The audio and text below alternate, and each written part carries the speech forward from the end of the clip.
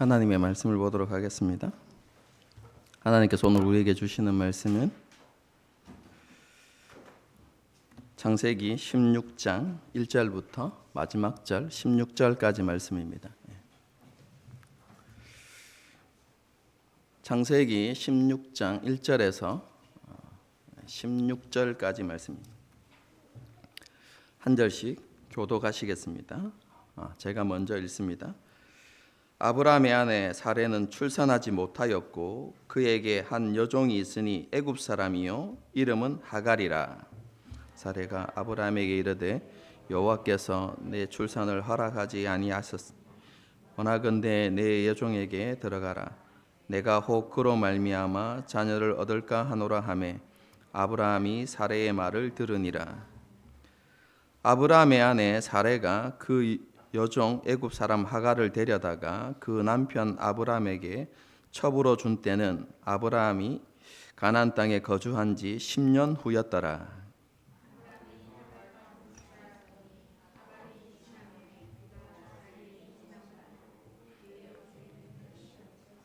사레가 아브라함에게 이르되 내가 받는 모욕은 당신이 받아야 옳도다. 내가 나의 여종을 당신의 품에 두었거늘 그가 자기의 임신함을 알고 나를 멸시하니 당신과 나 사이에 여호와께서 판단하시기를 원하노라.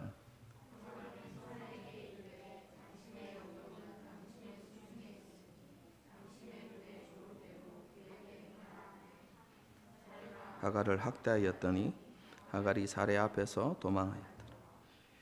여호와의 사자가 광야의 샘물 곁 곧 술김 샘 곁에서 그를 만나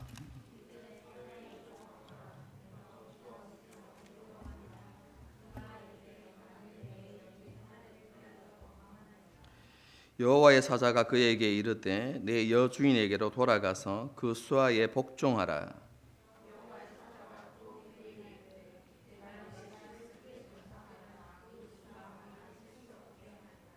여호와의 사자가 또 그에게 이르되 내가 임신하였은즉 아들을 낳으리니 그 이름을 이스마엘이라 하라.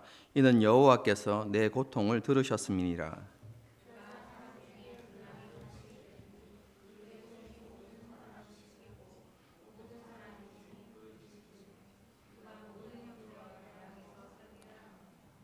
하갈이 자기에게 이르신 여호와의 이름을 나를 살피시는 하나님이라 하였으니 이는 내가 어떻게 여기서 나를 살피시는 하나님을 배웠는고 함이라. 이것은 가데스 베레사이에 있더라. 하갈이 아브라함의 아들을 낳음에 아브라함이 하갈이 낳은 그 아들을 이름하여 이스마엘이라 하였더라. 하갈이 이스마엘을 낳았을 때에 아브라함이 86세였더라. 메소포타미아 지역의 왕들의 연합군과 전쟁에서 승리한 이후에 두려움에 사로잡혀 있었던 아브라함에게 하나님께서 환상 중에 나타나십니다. 그리고 나는 너의 방패다 라고 말씀하시면서 두려워하지 말라 그렇게 말씀하셨죠. 창조주이신 하나님께서 아브라함의 안전을 지켜주시겠다고 말씀하신 것입니다. 그리고 이어서 하나님께서는 나는 너의 지극히 큰 상급이다 라고 말씀해 주셨습니다. 하나님께서는 자기의 부귀영화보다 하나님의 영광을 더 중요하게 여겼던 아브라함에게 전리품 대신 하나님의 모든 것을 선물로 주시겠다고 선언하신 것이죠. 이런 선언 이후에 하나님께서는 아브라함에게 자손, 곧 상속자를 주시겠다고 약속하셨습니다. 그 자손은 아브라함의 몸에서 태어날 것이고 그 후손은 하늘의 별들처럼 셀 수 없을 만큼 많을 것이다 라는 약속을 주셨습니다. 어떻게 보면 공허하게 보이는 약속일 수 있지만 아브라함은 그 하나님의 약속을 믿었습니다. 눈에 보이는 결과와 증거가 없었지만 아브라함은 하나님을 신뢰했고 약속을 믿었던 것입니다. 하나님께서는 이런 아브라함의 믿음을 보시고 그를 의롭다고 인정해 주셨습니다. 이렇게 자손에 대한 하나님의 약속을 믿었던 아브라함에게 하나님께서는 가나안 땅을 주시겠다고 약속하셨습니다. 그리고 징표로서 언약식을 통해 맹세를 나타내 주셨죠. 하나님께서는 아브라함에게 주신 약속을 반드시 지키시고 성취하신다는 것을 맹세를 통해서 보증해 주셨던 것입니다. 여러분, 이런 하나님의 약속을 받았고 또한 그 약속을 믿었던 아브라함은 그 이후에 어떤 삶을 살았을까요?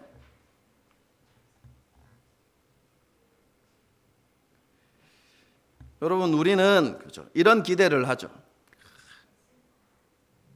하나님을 믿고 하나님 앞에 의롭다함을 받았고, 그리고 하나님의 분명한 약속, 그리고 그 약속에 대한 보증, 맹세까지 여러분 아브라함에게 있었다면 그 이후의 삶은 장밋빛 인생, 그런 삶이 이렇게 펼쳐지지 않을까라는 기대를 합니다. 정말로 그럴까요? 오늘 본문의 말씀을 한번 보겠습니다. 1절과 3절을 보겠습니다. 아브라함의 아내 사레는 출산하지 못하였고 그에게 한 여종이 있으니 애굽 사람이요 이름은 하갈이라. 3절입니다. 아브라함의 아내 사레가 그 여종 애굽 사람 하갈을 데려다가 그 남편 아브라함에게 첩으로 준 때는 아브라함이 가나안 땅에 거주한 지 10년 후였더라. 하나님의 약속도 있었고 맹세의 보증도 있었지만 하나님께서 상속자를 주시겠다는 그 약속이 이루어질 기미가 전혀 보이지 않았다라고 본문이 말하는 것입니다. 그리고 그렇게 가나안의 세월이 흘러서 10년이 지나버립니다. 여러분, 10년이면 오래 기다렸다고 말할 수 있지 않습니까? 여러분, 한번 생각해 보십시오. 우리가 하나님께 기도해서 하나님께서 응답해 주시겠다는 약속을 받았어요. 10년을 기다렸다고 한번 생각해 보십시오.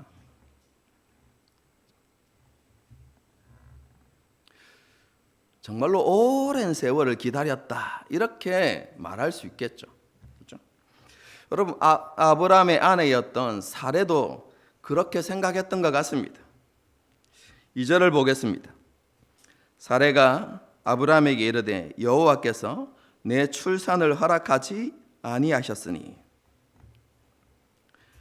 그럼 10년의 세월을 기다린 이후에 사레는 더 이상 인내하지 못하고 한 가지 결론을 내립니다. 상속자를 주시겠다는 그 하나님의 약속은 내 몸을 통해서 이루어지는 것은 아니구나라는 결론을 내렸다는 것입니다. 여러분, 그렇게 사례는 단정지었습니다.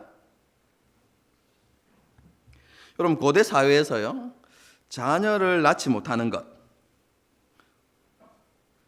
다르게 말하면 상속자가 없는 것은요, 심각한 문제였습니다. 그래서 여자가 아들을 낳지 못하는 것은 불행한 일이었고 불명예스러운 것이었습니다. 그래서 고대 사회에서는 이러한 일들이 가정에서 그 가문에서 일어나지 않도록 하기 위해서 여러 가지 관습이 생겨났는데요. 그 대표적인 것이 첫 번째가 일부 다처제입니다. 상속자를 두기 위한 제도였습니다. 또 하나는 뭐냐면 대리모를 두는 것이었습니다. 그런데 부유한 집안의 아내들은 어떤 것을 더 선호했을까요? 본처인 그 아내가 여러 첩을 이렇게 거느리도록 하는 것을 선호했을까요? 아니면 대리모를 두는 것을 선호했을까요? 여러분, 부유한 집안의 아내들은요, 대리모를 두는 것을 더 선호했습니다. 그래서 자기의 여종을 남편에게 주었고 여종이 낳은 아이를 자기의 아들로 내세우는 그런 일들을 했던 것이죠. 사레 역시 요종 하갈을 대리모로 주어서 하갈이 낳은 그 아들에 대한 지배권을 행사하려고 했던 것입니다. 여러분, 이렇게 사라가 행동한 것은, 그죠? 상속자를 주시겠다는 하나님의 언약을 불신한 것은 아닙니다, 여러분.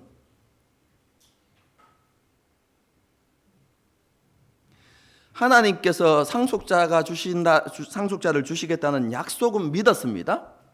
여러분, 그런데 그 상속자가 자기 몸을 통해서 태어나는 것이 아니라고 결론을 내린 것뿐입니다. 그래서 사레는 대리모를 통해서 하나님의 약속이 성취될 수도 있다고 생각했던 것이죠. 여러분, 그리고 대리모를 통해서 대를 이어가려는 그 사레의 시도는요, 그 당시 사회에서는 너무나 당연한 일이었고, 뿐만 아니라 사레가 아내로서 책임을 다하는 행동이었다. 여러분, 그렇게 이해해야만 합니다. 그리고 무엇보다도 자신의 명예를 지키는 일이었습니다.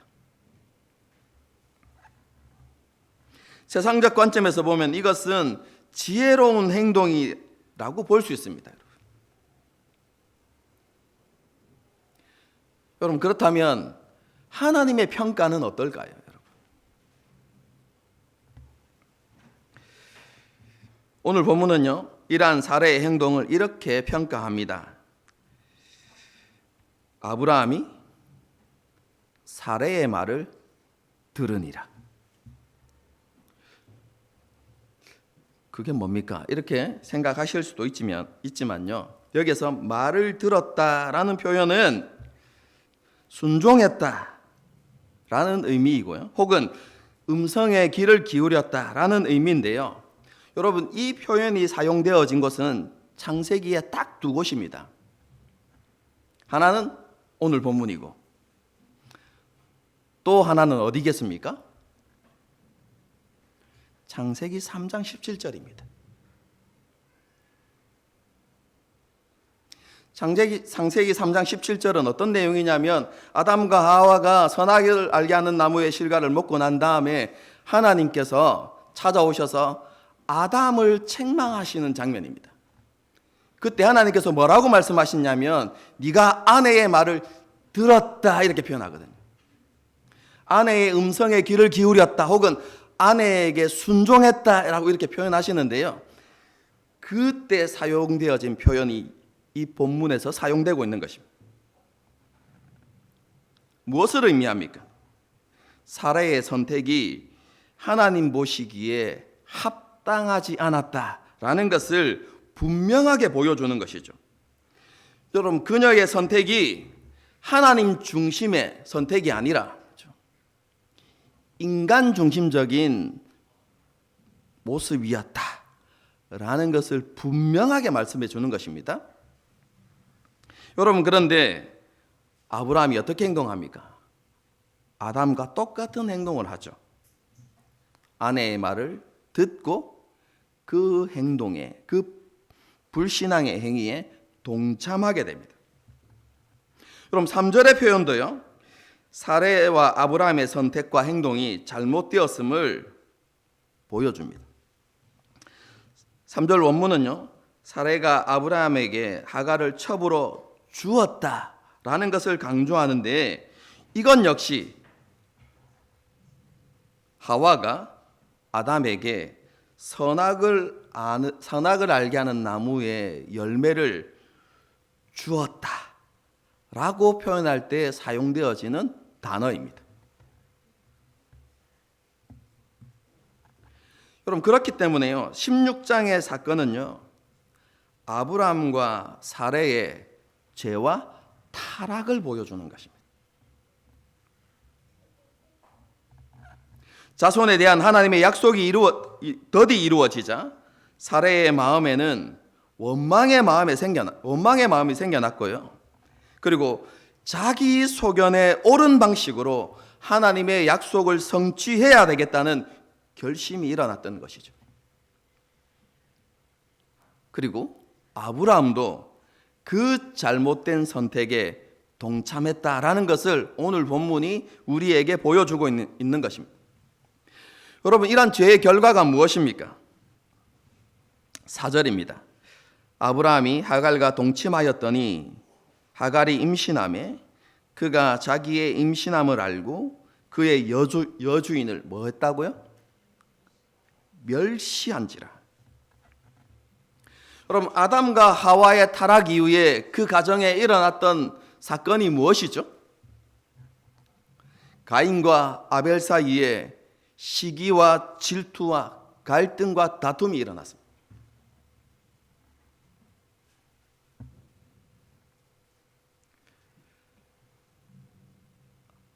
사레와 아브라함의 잘못된 선택을 통해서도 똑같은 상황이 가정에 일어나고 있는 것이죠. 사레는 하갈의 임신으로 자기의 명예를 지킬 수 있을 것이라고 생각했습니다. 하지만 그에게 돌아온 것은 멸시와 모욕이었죠. 이것은 사레가 자신의 잘못된 선택으로 인해서 초래된 상황입니다. 여러분, 그러면 어떻게 하는 것이 합당한 반응입니까? 자신을 돌아보고 하나님 앞에서 자신의 믿음을 살피고 겸허히 하나님 앞에 자신의 잘못을 인정하고 회개하고 돌이키는 것이 합당한 모습이죠. 여러분, 그런데 사례가 어떻게 반응합니까? 아담과 하와가 타락한 이후에 했던 행동을 그대로 보여줍니다. 뭐죠? 남 탓하는 것.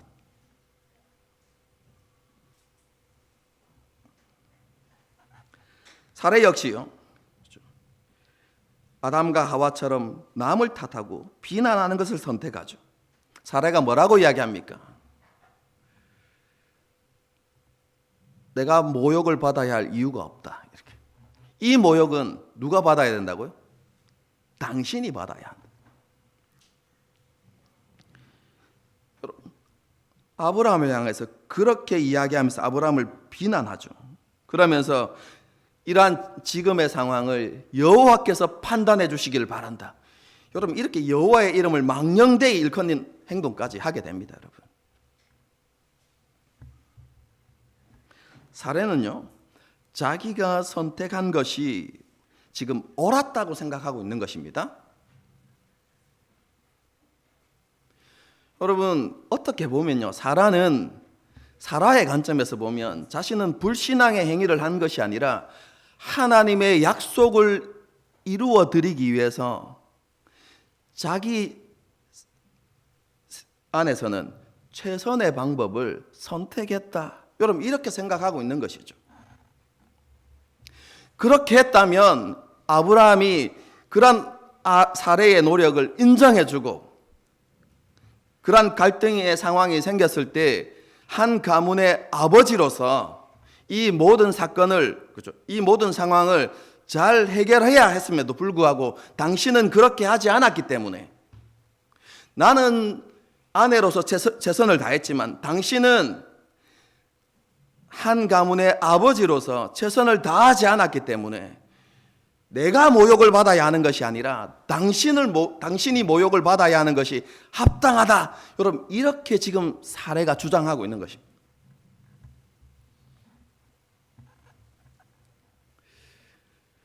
여러분, 이러한 비난에 직면했을 때 여러분, 아브라함이 어떻게 해야 됩니까? 내가 가장으로서 한 가문의 아버지로서 나의 책임을 다하지 못했구나, 이렇게 생각하면서 상황을 수습해야 될 것 아닙니까? 여러분, 그런데 아브라함은요, 그 상황 속에서 아버지로서의 책임을 회피합니다. 또 그리고 그 모든 책임을 누구에게 떠넘깁니까? 사레에게 떠넘깁니다.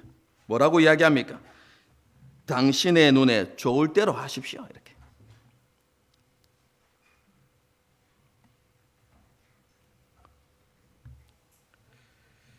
아브라함은요, 사레가 하갈에 대한 분노를 마음껏 표출할 수 있는 기회를 제공해 주죠.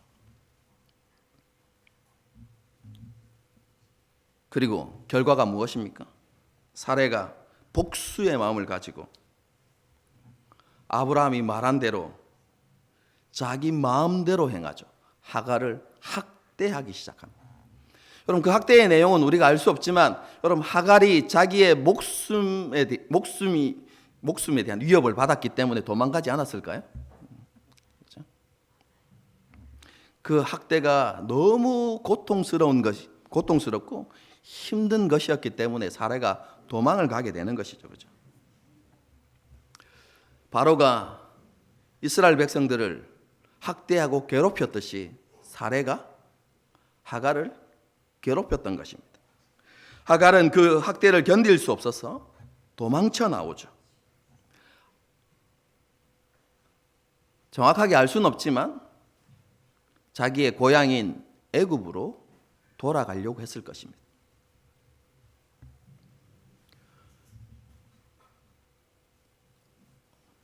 애굽 사람이었던 하갈이 언제 아브라함과 사레의 종이 되었을까요?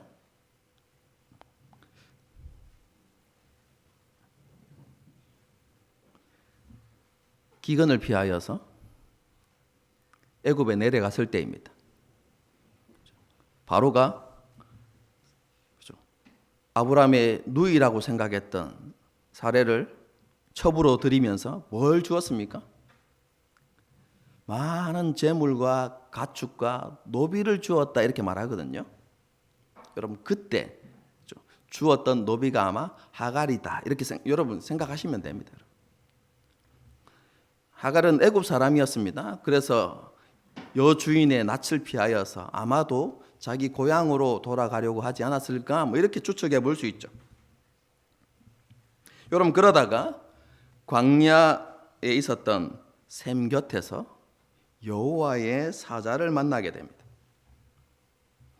하갈은 처음에 그가 누구인지 알아보지 못했습니다. 하지만 대화가 계속되면서 그가 여호와의 사자라는 것을 깨닫게 됩니다.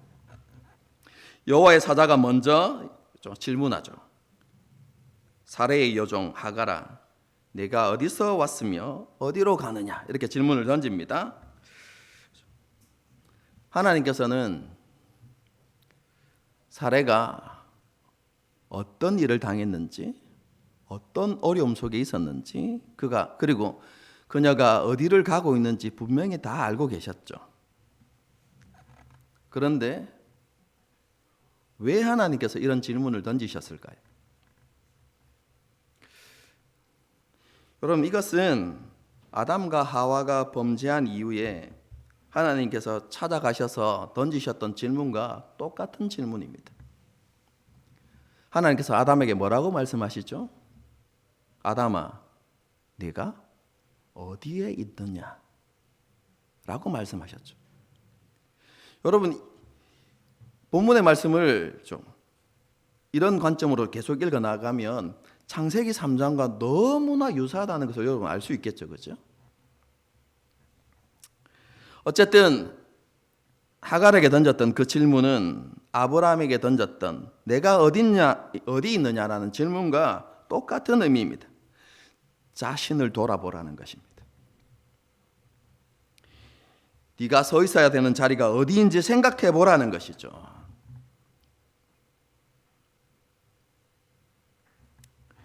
이 질문에 하갈은 자신이 여주인 사레를 피하여 도망하고 있음을 고합니다. 그러자 여호와의 사자는 하갈에게 여주인에게 돌아가서 복종하라고 그렇게 말씀하십니다. 그러면서 하갈에게 아들을 낳을 것이고 그 이름을 이스라엘이라 하라고 말씀해 주십니다. 그리고 그의 자손이 셀 수 없을 만큼 많아지게 될 것이라는 약속도 주시죠. 여호와의 사자와 이런 대화를 통해서 하갈은 자신을 향한 하나님의 자비와 긍휼을 깨닫게 됩니다. 하갈은 하나님께서는 비천한 종에 불과한 자신도 돌보시고 은혜와 긍휼을 베풀어 주신다는 사실을 깨닫게 된 것이죠. 여러분, 그래서 하갈은 하나님을 나를 살피시는 하나님이라고 부릅니다. 그리고 그 여호와의 사자를 만났던 곳에 있었던 샘을 부엘라헤로이라고 부르죠. 무슨 의미냐면 나를 감찰하시는 살아계신 분의 우물이란 뜻입니다. 하갈은 가장 큰 공경에 처해 있을 때에 하나님의 돌보심을 깨닫고 하나님이 어떤 분인지를 알게 되어지고 하나님의 이름을 부르게 되어졌던 것이죠. 그럼 이런 하갈의 모습은요, 이 땅을 살아가는 우리의 모습을 잘 투영해 주죠. 우리의 역시요, 우리의 삶에 문제가 없을 때, 우리의 계획이 잘 이루어져 갈 때, 우리는 하나님을 잊고 살아갈 때가 많습니다. 우리의 인생에 폭풍우가 찾아오고 자기 힘으로 넘을 수 없는 산들을 만날 때 비로소 우리는 하나님을 찾기도 하고 거기에서 하나님의 은혜를 경험하기도 하죠. 여러분, 이것은 우리에게 있어서 연약하고 부족한 모습입니다. 하지만 하나님께서는 이런 과정을 통해서 우리의 믿음이 자라나게 하십니다. 여러분, 이것은 아브라함의 믿음이 성장하는 과정이기도 했습니다. 그럼 아브라함 15장과 16장만 한번 생각해 보십시다. 여러분, 15장에서 아브라함이 어떤 모습을 보여주었습니까? 그는 하나님의 약속을 믿음으로 하나님께 의롭다 하심을 받았습니다. 그런데 16장에서는요, 너무나 연약하고 부족한 모습, 아담과 하와가 걸어갔던 그 범죄와 타락의 모습을 보여주고 있죠. 뿐만 아니라 15장에서는 하나님의 음성을 들었고 그리고 하나님의 약속을 믿었지만 16장에서는 하나님이 아닌 사례의 말을 듣죠. 여러분, 믿음의 조상으로 불리는 사람이었지만 그가 온전한 믿음의 사람이 되기까지 아브라함도 하나님의 연단과 훈련이 필요했다는 것이죠. 여러분, 지금까지 아브라함에게 있었던 연단을 한번 생각해 보십시오. 하나님께서 가나안 땅에서 큰 기근을 만나게 하셨죠. 그리고 아내를 빼앗기는 수치와 고통과 슬픔을 당하게도 하셨습니다.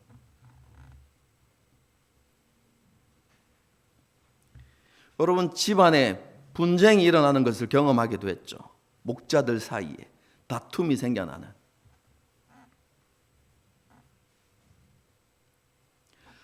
조카를 잃어버리는 슬픔을 당하기도 하고요. 자기의 부귀영화와 하나님의 영광 사이에서 하나를 선택해야 되는 그런 상황을 직면하기도 하고, 오늘 본문에 나오는 사건처럼 아내와 대리모 사이에 일어나는 엄청난 갈등과 분쟁, 여러분, 이런 것들을 경험하게도 하시는 것이죠. 여러분, 아브라함은요, 장성한 믿음의 사람이 되기 위해서 연단의 연단을 받았던 것입니다.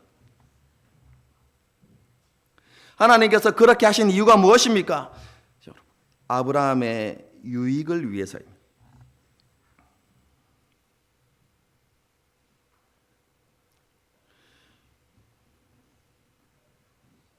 이러한 진리, 이러한 하나님의 일하심을 야고보 사도가 너무나 잘 알았기 때문에 여러분, 우리에게 권면한 게 무엇입니까?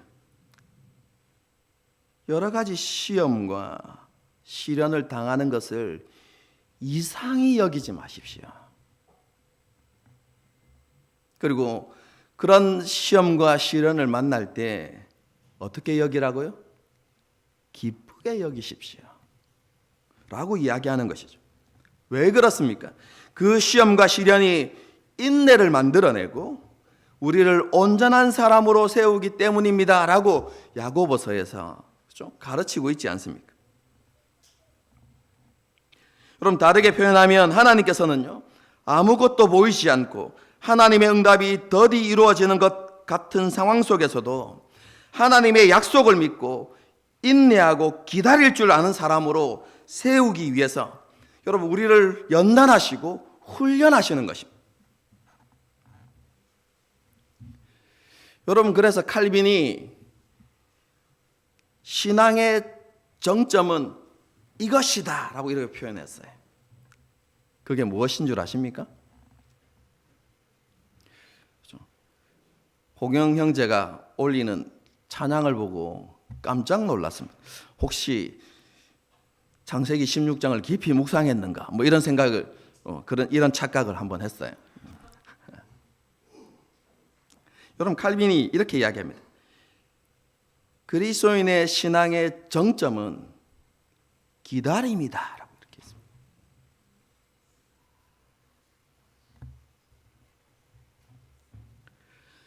우리는요, 하나님의 응답이 더디거나 어떠한 변화나 증거가 보이지 않으면 더 인내하지 못하고 더 기다리지 못하고 포기하는 경우가 너무 많습니다. 그러면서 큰 오해 속에 좀 빠져들게 되죠. 하나님께서 자신의 간구와 기도에 응답하시지 않는다, 이렇게 생각하기도 하고요. 더 심각한 경우에는 하나님께서 나를 잊으셨다, 이렇게 생각하기도 하고, 하나님께서 나를 사랑하시지 않는가?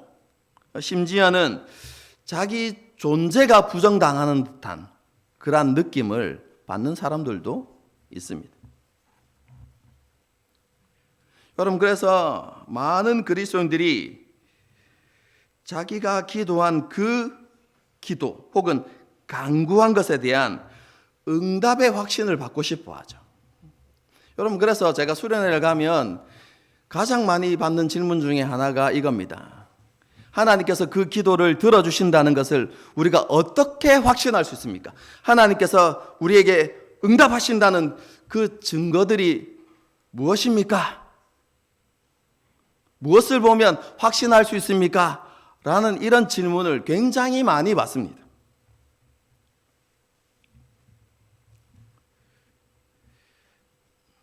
여러분은 이 질문에 대해서 어떻게 생각하십니까? 제가 한번 말씀드린 적이 있는 것 같은데요. 여러분, 이것은 기도와 간구에 대한 잘못된 이해로부터 시작되어진 질문입니다. 여러분, 기도와 간구에 대해서 성경이 우리에게 가르치는 진리가 무엇이죠?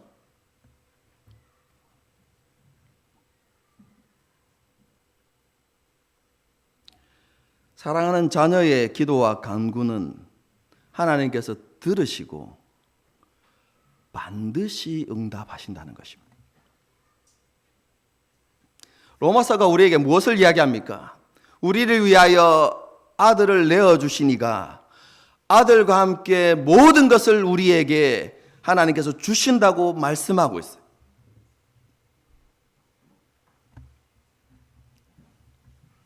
여러분, 응답의 증거, 응답의 확신을 어디에서 얻을 수 있습니까가 아니라 기도와 간구를 시작할 때 전제되어져야 하는 것은 하나님께서 우리의 기도와 간구를 반드시 들으시고 그리고 반드시 응답하시는 전제에서 시작하는 것입니다, 여러분.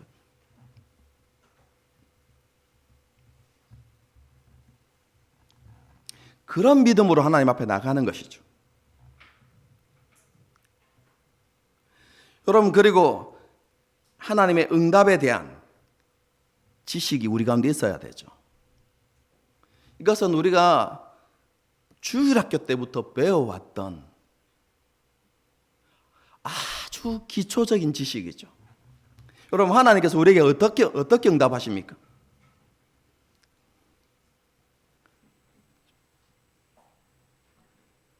주일학교 저도 이렇게 배웠습니다. 첫 번째, 즉시. 여러분, 우리가 기도한 대로 하나님께서 응답하시되 즉시 혹은 짧은 기간 안에 하나님께서 응답하신다. 우리 이렇게 배우죠. 두 번째는 뭡니까? 기다려.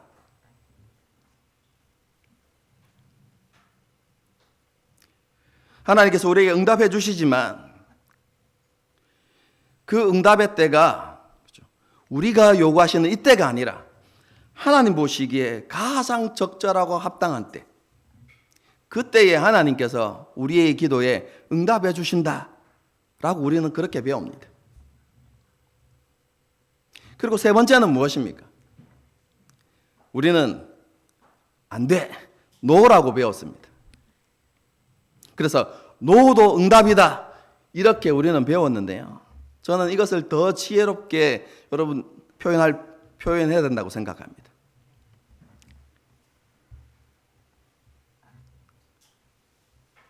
하나님께서 노라고 말씀하시는 것이 아니라 그것이 우리에게 합당하지 않기 때문에, 하나님의 응답은 하나님 보시기에 합당한 것으로 우리 가운데 응답되는 것입니다. 우리가 구한 것보다 더 좋은 것으로 하나님께서는 응답해 주시는 분이십니다. 여러분, 그렇기 때문에 우리가 하나님 앞에 기도하고 간구하기 전에 하나님은 반드시 응답하시고 들으시는 분이시다 라는 전제 속에서요, 응답에 대한 의심을 내려놓아야만 합니다. 그리고 우리가 함께 구해야 되는 것은 하나님의 응답을 보고 깨달을 수 있는 지혜와 영적인 민감함을 하나님께 구해야 되는 것입니다. 그뿐만 아니라 응답의 때를 스스로 속달하는 것이 아니라 하나님의 때를 기다릴 수 있는 인내를 주십시오 라고 기도해야 되는 것입니다.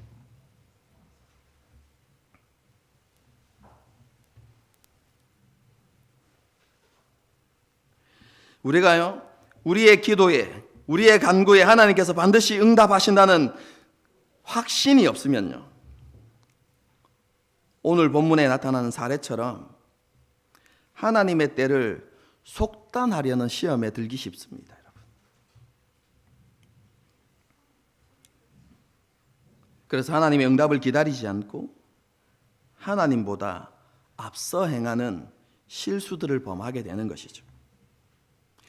인간적인 방법으로 결과를 만들어내려는 시도를 하기 쉽습니다.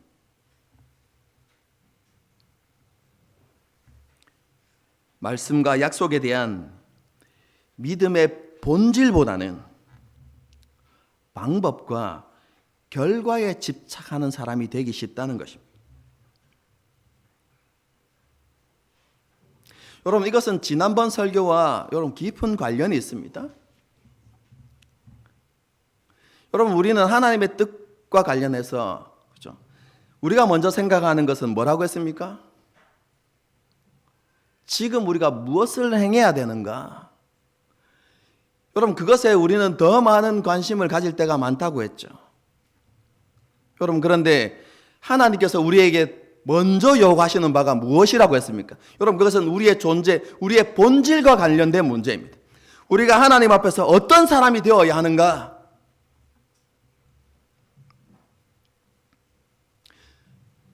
하나님께서는 그것을 우리에게 먼저 요구하시죠. 그리고 우리가 하나님 보시기에 합당한 모습을 갖추게 되어지면 하나님께서 우리에게 우리가 삶에서 행해야 될 하나님의 뜻과 하나님의 사명을 우리 가운데 허락해 주신다라고 지난 시간에 제가 설교 드린 적이 있습니다.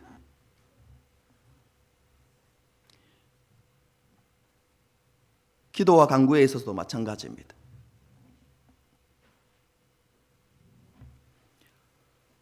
방법을 찾고 결과를 만들어내는 것보다 우리가 더 중요시 생각해야 되고 더 먼저 해야 되는 것은 하나님을 신뢰하는 믿음입니다.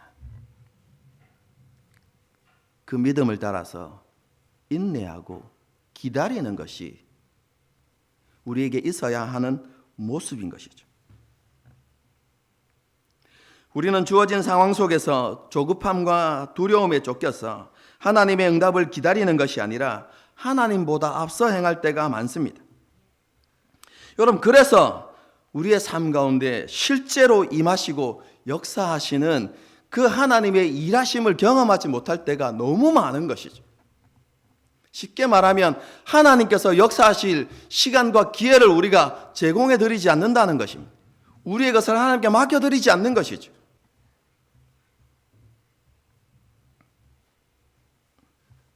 물론 하나님을 신뢰하고 믿음으로 하나님의 일하심을 기다리는 것은 결코 쉬운 일이 아닙니다. 때로는요, 값비싼 대가를 치러야 하기도 하고, 여러분, 기다리는 시간이 우리에게 큰 고통이 될 수도 있습니다. 여러분, 그런데요, 이러한 대가, 지불과 고통은요, 하나님을 기다리지 못하고 우리의 방법을 선택했을 때 겪게 되는 어려움과 아픔보다는 훨씬 적은 것이죠, 여러분.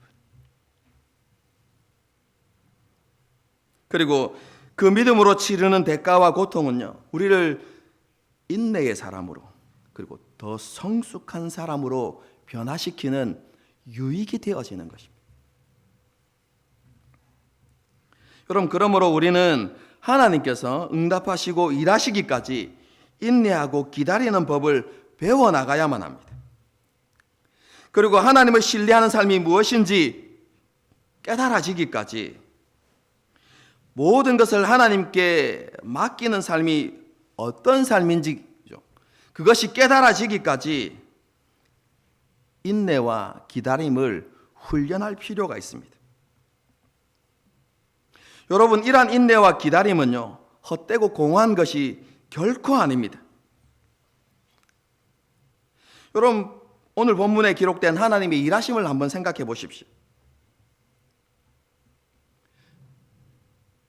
하갈이 하나님 보시기에 온전한 믿음을 보여주었습니까? 여러분, 사례가 하나님 보시기에 합당하게 행했나요? 하나님의 약속을 믿고 인내하며 기다렸습니까? 여러분, 그들은 둘 다 잘못된 선택을 했고 하나님 보시기에 온전하지 않았습니다. 여러분, 그런데 하나님께서는 하갈의 탄식과 부르짖음을 들으셨습니다. 그리고 하갈을 찾아가셨죠.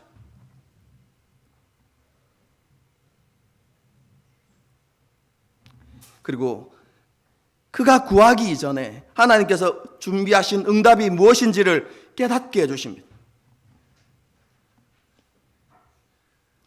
그가 생각한 것보다, 하갈이 생각한 것보다 더 귀하고 아름다운 약속을 하갈에게 허락해 주시죠. 여러분, 사례도 마찬가지입니다. 물론 오늘 본문에는 기록되어 있지 않지만 하나님께서는 사례에게 더 오랜 기다림을 주셨지만 결국 사라에게도 응답해 주시지 않습니까? 결국 하나님께서 응답하셔서 그를 열국의 어미로 만들어 가시는 것이죠. 여러분, 생각해 보십시오. 하나님 보시기에 온전하지 못했던 두 사람에게도 하나님께서 자기를 나타내시고 응답하시고 은혜를 베푸신다면 하나님을 신뢰하고 하나님을 의지하는 믿음으로 오래 참고 기다리는 사람에게 하나님께서 어떤 은혜를 베풀어 주시겠습니까?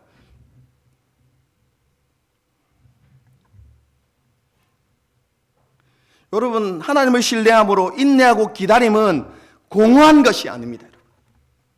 그리고 그것이 단지 고통으로만, 힘듦으로만 끝나지 않습니다, 여러분.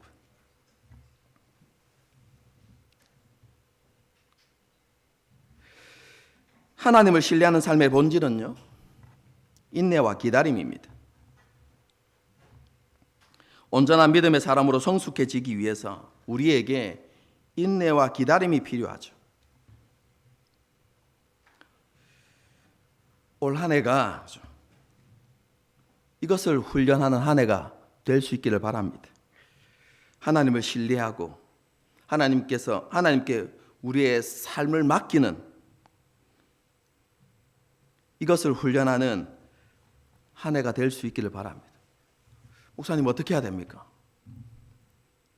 여러분, 잠시 멈추는 법을 배웁시다.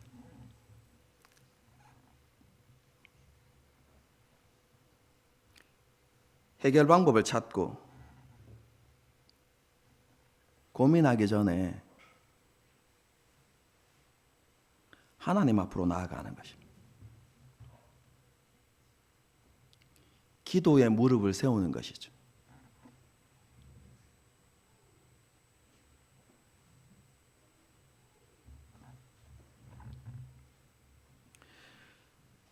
무엇인가를 행하기 전에 먼저 하나님께 묻고 하나님께 도움을 구하는 시간을 가져보는 것입니다.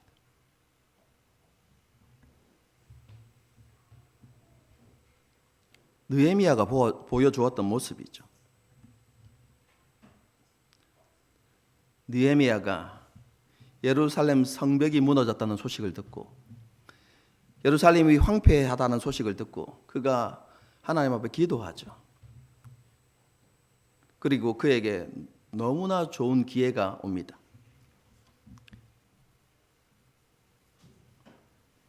왕이 무슨 일이냐, 무슨 근심이 있냐고 물을 때 느헤미야가 어떻게 행동합니까? 하나님께 먼저 묵도하고 이렇게 되어 있습니다.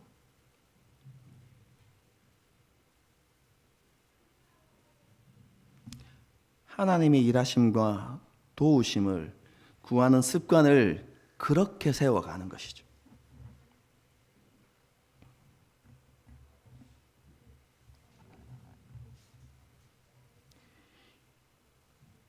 인내와 기다림의 시간이 힘들 수는 있습니다. 하지만 그 열매는 그 힘듦과 비교할 수 없는 큰 은혜이고 영광임을 우리는 기억할 필요가 있습니다. 하나님과 더 깊은 사귐이 우리 가운데 일어나고 하나님과 온전한 연합이 우리 가운데 이루어져 가게 되는 것이죠. 다시 한번 말씀드립니다. 올 한 해 우리의 삶 가운데 이러한 인내와 기다림의 열매가 맺힐 수 있도록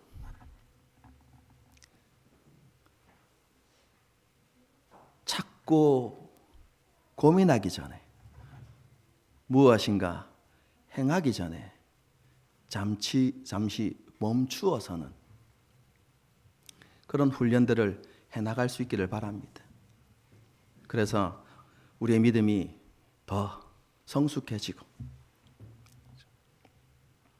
그리고 하나님의 역사하심이 우리의 삶들 가운데 더 풍성해지는 그런 은혜의 역사가 있기를 주님의 이름으로 축복합니다. 함께 찬양하고 기도하는 시간을 갖도록 하겠습니다. 원하고 바라고 기도합니다. 그렇죠. 정말 하나님 앞에서 그렇죠. 너무 단순한 단어인데요. 소망하고 기대하고. 여러분, 그래서 뭐 한다고요? 기도합니다. 이런 의미, 저는 이런 의미로 다가오거든요.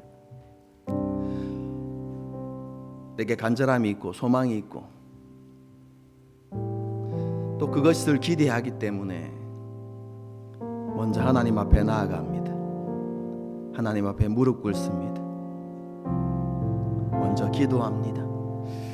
여러분, 이런 모습이 될 수 있도록 사모하는 마음을 가지고 함께 찬양하고 기도하시겠습니다.